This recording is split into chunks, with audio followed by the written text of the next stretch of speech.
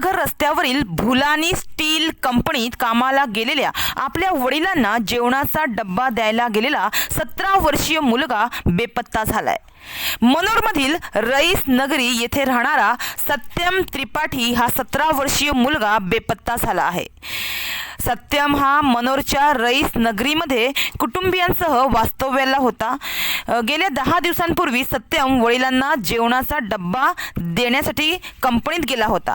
मात्र माहितीनुसार जेव्हा तो जेवणाचा डब्बा आपल्या वडिलांना द्यायला गेला होता तेव्हा एक वडील एक बाप या नात्याने आपल्या मुलाची काळजी म्हणून त्यांनी म्हणजे सत्यमच्या वडिलांनी त्याला मोबाईलचा वापर कमी करण्याची ताकीद दिली होती। तेव्हापासून सत्यम बेपत्ता आहे।